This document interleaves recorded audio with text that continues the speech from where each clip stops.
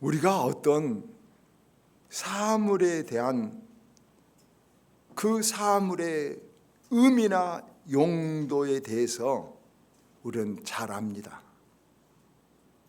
옷이 무엇이냐? 그러면 우리는 대답하기 어렵지 않습니다. 차가 무엇이냐? 어렵지 않습니다. 집이 무엇이냐? 어렵지 않습니다. 그런데 정작 우리들은 인간이 무엇이냐? 내가 무엇이냐? 여기에 대해서는 우리 인간의 용도와 인간의 목적을 대답하는 사람이 거의 없습니다. 왜 그럴까요? 모든 사물이 존재한 데는 존재의 의미, 목적이 있습니다. 집은 거주의 목적이 있고, 옷은 보호의 목적이 있고, 차나 말은 운송수단의 목적이 있습니다. 그런데 가장 중요한, 그리고 나 자신인 사람의 목적, 용도를 모르는 것입니다.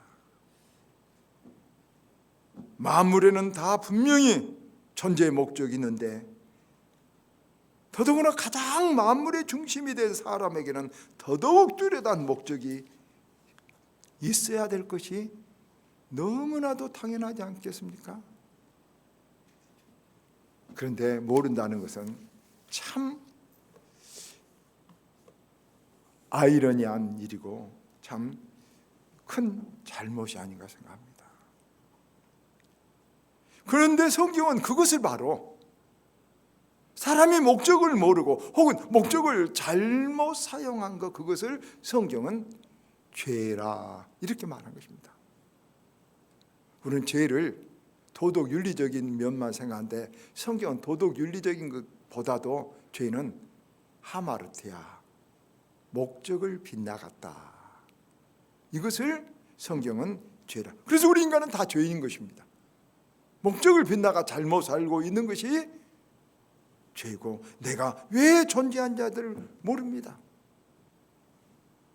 그래서 궁구한 속에 유물론자들, 진화론자들은 말합니다. 사람이란 물질에서 진화된 존재다. 그 진화된 동물이라고 말합니다. 그리고 그 규정에 따라, 그 철학에 따라서 인간에 대한 규범이 생기고 윤리도 생기고 목적도 생깁니다. 인간이 동물이라. 여기에 따라 윤리가 생깁니다. 여기에 따라 여러분 목적이 생깁니다. 그래서 공산주의자는 무서운 것입니다. 근본적으로 무서운 것입니다. 인간은 동물이라고 생각합니다. 인간을 진화론자라고 진화했다고 생각합니다. 그래서 인간을 동물 이상으로 생각하지 않기 때문에 쉽게 죽일 수도 있고 쉽게 그냥 없앨 수도 있고, 그런 개념이 본질적으로 들어있는 것입니다. 우리 기독교에서는 그러면 인간을 무엇이라고 말할까요? 하나님은 인간을 무엇이라고 할까요? 여러분, 모든 사물의 목적은 그것을 만든 사람이 알고 정하듯이 우리를 지으신 하나님은 우리를 흙으로 지으시고 그 흙에다가 혼을 불어 넣으셔서 영이 되었다. 그리고는 그 목적을 창세기 1장 22절에 이렇게 말씀하십니다. 생육하고 번성하여 땅에 충만하라. 땅을 정복하라. 바다의 물고기와 하늘의 새와 땅에 움직이는 모든 생물을 다스리라. 이것입니다. 이 세상의 모든 삼라 만상을 하나님께서 우리 인간에게 사명했는데 다스리라. 다스리라는 것은 막 지배하라는 것이 아니라 잘 조종하고 아름답게 관리하라는 것입니다. 그리고 거기에 하나 더 있습니다. 실은 하나 더 있는데 이사야 43장 21절에 하나님이 인간의 목적, 인간의 사용 용도를 이렇게 말했습니다. 이 백성은 내가 나를 위하여 지었나니 나를 찬송하게 하려 함이라. 이제 하나님을 찬송하여, 그래서 두 가지 목적입니다. 인간은, 여러분 꼭 아십시오. 인간은 이 세상 모든 삼라만상을 우리가 잘 관리하고 다스리는 것이 하나 우리 인간의 사명과 목적입니다. 두 번째는 하나님을 찬송하게 하는 것입니다. 다스리라, 찬송하라는 데는 깊은 뜻이 있습니다. 지배하라는 것이 아니라 다스리라. 여러분, 이 물질 세계를 영이 있는 우리 사람이 관리하라. 그 물질인 몸이 원하는 대로, 물질이 원하는 대로 아니라 영이 그 물질을 잘 아름답게 조절하라는 것입니다. 그리고 그래서 그것이 하나님을 기쁘시게 하고 하나님이 주신 모든 것이 하나님이 아름답다, 이렇게 만들도록 살아가는 것이 우리들의 목적이요 사명입니다. 여기에 인간이 동물과 다른 존재며 여기에 인간의 존엄성이 있고 세상에 대한 책임이 있는 것입니다. 동물에게는 이런 책임 없습니다.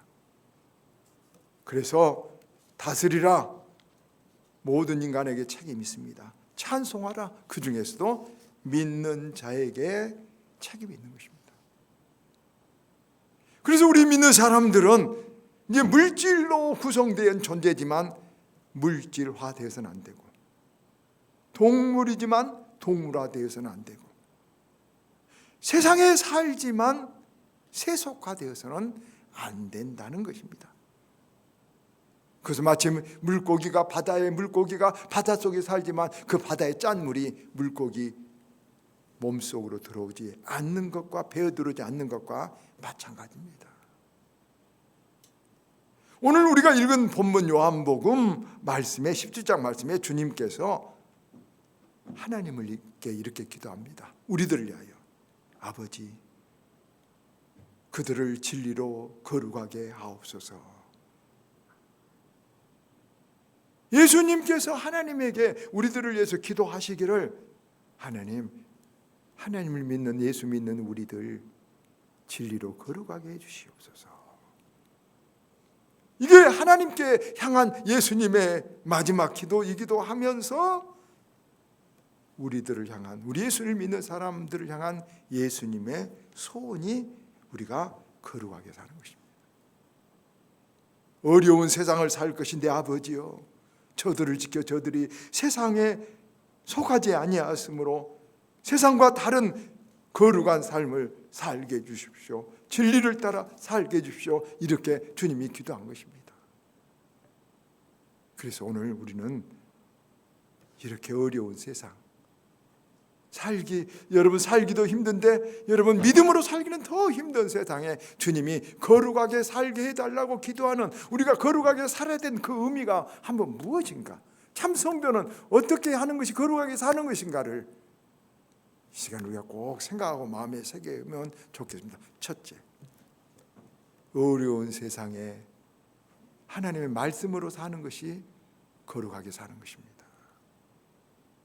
두 번째, 거룩이란 하나님이 나를 보냈다는 사명감을 가지고 사는 거예요. 오늘 18절이죠. 아버지께서 나를 세상에 보낸 것 같이 나도 그들을 세상에 보내었고. 여러분, 아니 이 험한 세상에 사는 것도 어려운데 주님께서 우리를 이 세상에 보냈다는 거예요. 물론 우리는 우리가 한 것 같지만 주님이 보냈다고 하는 이 섭리적인 말씀을 우리는 받아들여야 돼요. 그럴 때 내가 어떤 일을 지금 만나든지 어떤 형편에 있든지 이건 지금 우연히 겪는 것이나 저주가 아니라 하나님 보내신 거예요. 거기에는 그래서 하나님의 뜻이 있어요. 그렇기 때문에 내가 어떤 처지에 있든지 어떤 형편에 있든지 어떤 상황에 있든지 원망하거나 불편한 것은 하나님에 대한 거역이에요. 하나님이 나를 보냈다면 어떤 일 속에 내가 빠졌든지 그것을 감사하고 하나님 뜻을 물어본 거예요. 홍명애 집사님이 봉투에다 감사한 거 없습니다. 무조건 감사합니다 그랬어요. 제가 은혜를 받았어요. 그래요. 어쨌든 감사해요. 무조건 감사가 무조건 감사합니다. 신앙적인 말이에요. 우리가 그 어떤 어려운 일을 겪을 때 하나님 뜻이 무슨 뜻인지 알면 좋은데 대부분은 하나님 뜻을 알지 못할 때가 많아요. 여러분 요셉 알죠? 요셉 애를 잘 때 애굽에 팔려갈 때 형들한테 배반을 당해서 애굽에 팔려갈 때 하나님 뜻을 몰랐어요. 하나님 뜻을 몰랐어요. 그래서 갑갑하고 괴롭고 두렵고 하나님 살아계시면 왜 이런 일이 있느냐는 생각도 들 수 있지만은 요셉은 그 상황 속에서도 굳이 믿음을 지켰어요. 믿음으로 살았어요. 그랬더니 여러분 세월이 지나고 나서 다 알게 됐어요.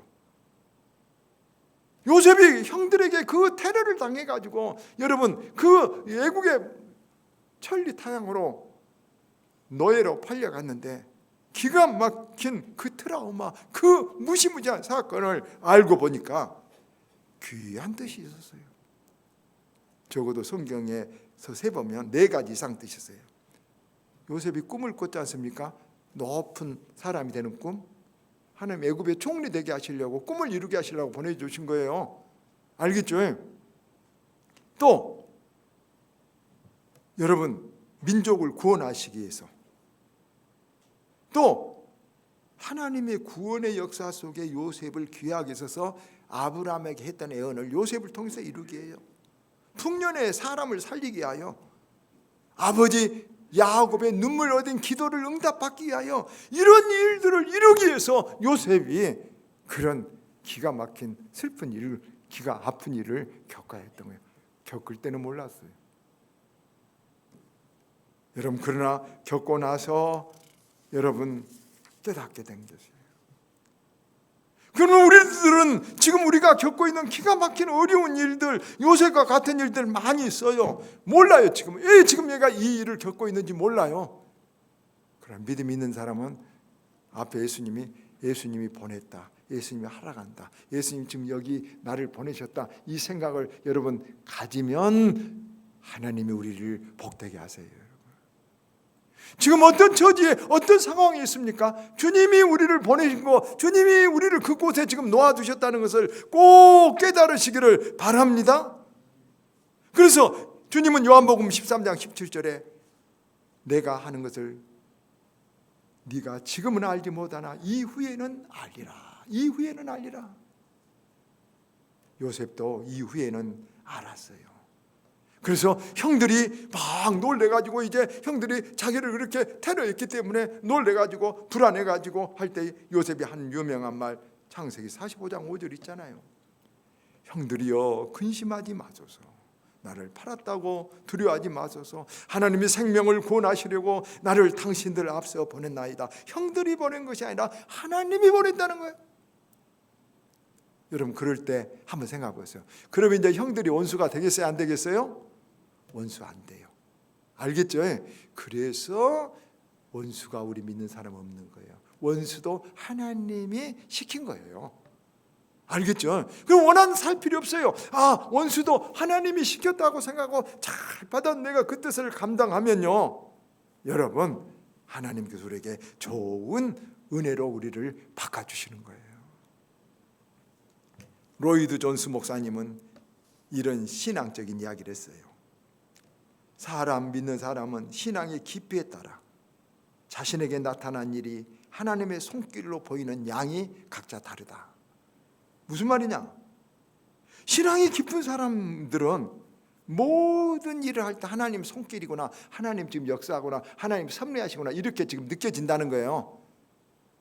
그러나 신앙이 얕은 사람, 영적인 감각이 없는 사람은 어떤 일이 일어나도 하나님이 하셨다는 생각을 안 해요. 우연히 일어났지, 재수가 없이 일어났지 이렇게 생각해요. 로이드 존스 목사님 말을 듣다면 여러분 어떻습니까?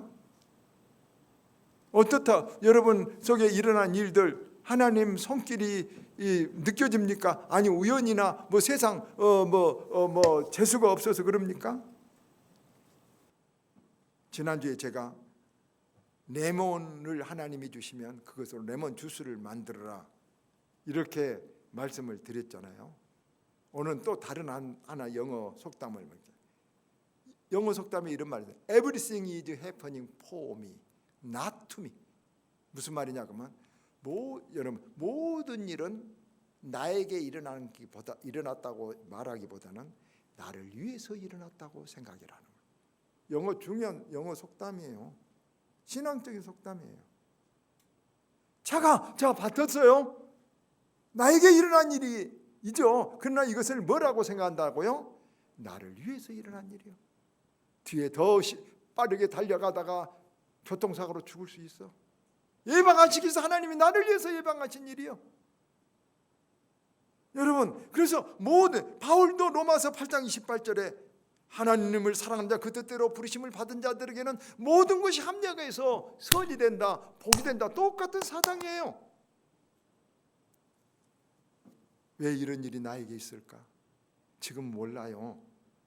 그러나 나를 위해서 일어나고 있다는 생각, 이것이 성도의 삶, 거룩함, 삶, 보냄을 받은 삶이에요.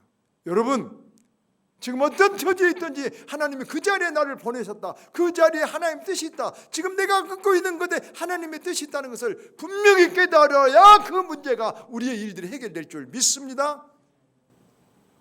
마지막, 그러면 이후에는 알리라는 말씀 여기에 한마디 더 붙이고 말씀을 맺겠습니다. 제 이야기를 해서 죄송합니다. 저는 40, 50대 때 굉장히 꿈이 컸습니다. 정말 꿈이 컸습니다. 여러분, 광주에 올 때만 해도 광주에서 제일 영향력 있는 교회를, 큰 교회를 세우리라 이런 희망을 가졌습니다. 그런데 고난을 당하고 60이 넘고 보니까 여러분, 희망이 잘 안 보입니다. 60이 돼서 내가 뭘 할까? 또 내가 뭘 하겠다면 다른 사람들이, 제 주위에 가까운 사람들이 아이고 그만 쉬세요. 나이가 몇인지 좀 아세요. 이렇게 말하는 사람들이 많아요. 그러니까 굉장히 고민이 되대요. 여러분, 그러다가 굉장히 우울한 마음도 있고 몸도 아프고 정말 상황도 내 나이도 이렇게 생각하다가 제가 생각했는데 인생관 하나를 갖게 됐어요. 전번에도 말했어요. 점을 찍는 인생관을 갖자 그랬잖아요. 여러분, 젊었을 때는 그림을 그려요. 선을 그려요. 다 이렇게 말탄 공주님 말을 안 탄가? 말탄 왕자님을 그리고 여러분, 아름다운 공주님하고 결혼할 것을 그리고 큰 자연 주택을 그리고 막 높고 위대하고 아름다운 것을 그림을 그려요. 나이가 들면 그게 안 보여요. 이제 제가 어디 예쁜 공주님하고 또 결혼할 수 있겠습니까? 그게 안 보이죠. 제가 어디 또 교회를 개척해서 큰 교회를 세우겠습니까? 그게 안 보이죠. 그러니까 이제 선이 안 보여요. 그림이 안 보이니까 저는 이제 그러면 아무것도 말아볼까요? 안 해요. 무슨 먹어야 되잖아요. 우선 설교해야 되잖아요. 있는 동안. 그래서 저는 이렇게 했어요. 그러면 그림이 안 보여도 점만 찍자. 그것은 점만 잘 찍자. 오늘 최선으로 내가 할 일만 감당하자. 이게 제 점의 인생관이에요. 그런 마음. 그러면 여러분, 요셉도 점만 찍었어요. 점만. 보디발의 집에서 화장실 청소만 잘했어요. 여러분, 심부름만 잘했어요. 그랬더니 총무를 만들어 선을 한 하나님이 그거 주더니 그때 거기서 잘했어요. 감옥에 가서 막 어두운 색깔이 났어. 그래도 잘했어요. 그랬더니 애굽의 총리로 딱 하나님이 그림을 그려주신 거예요.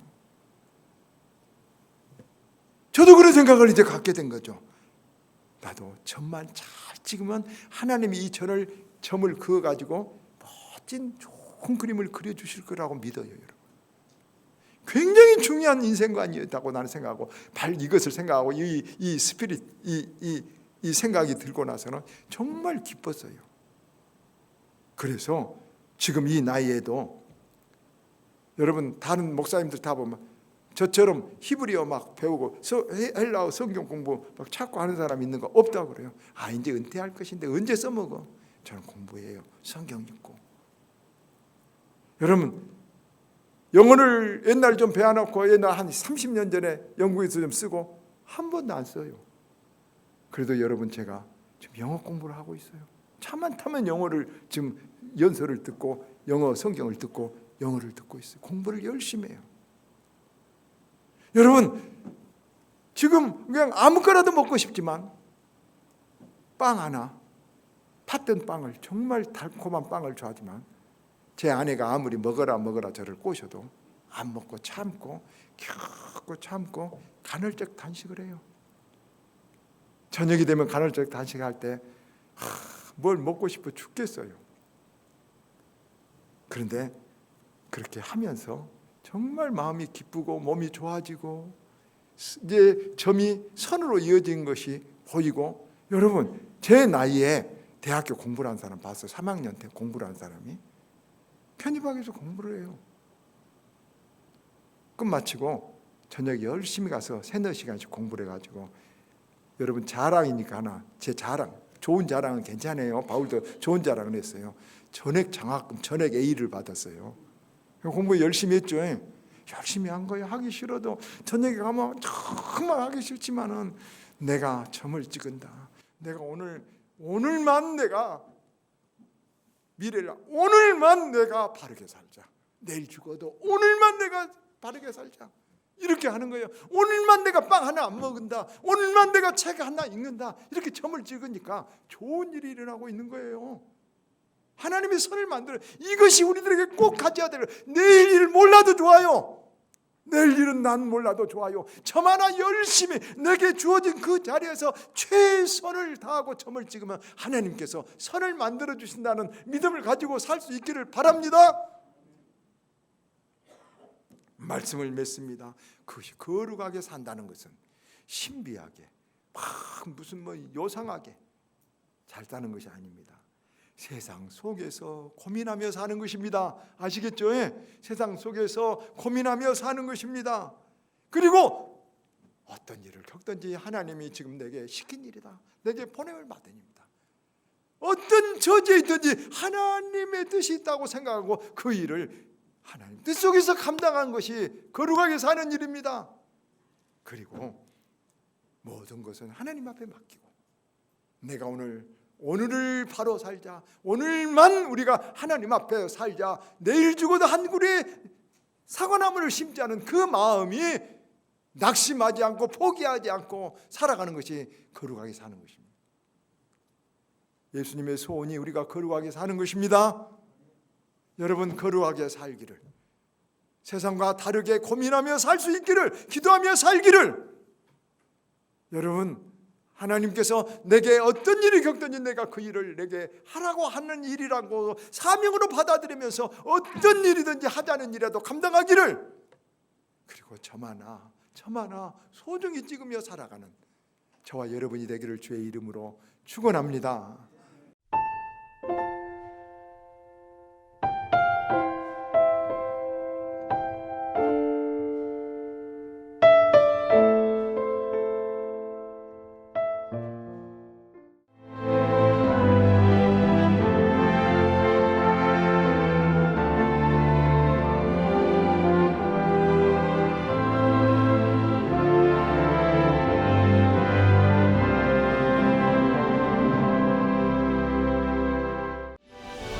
1년 12달 흥겨운 축제로 가득한 섬.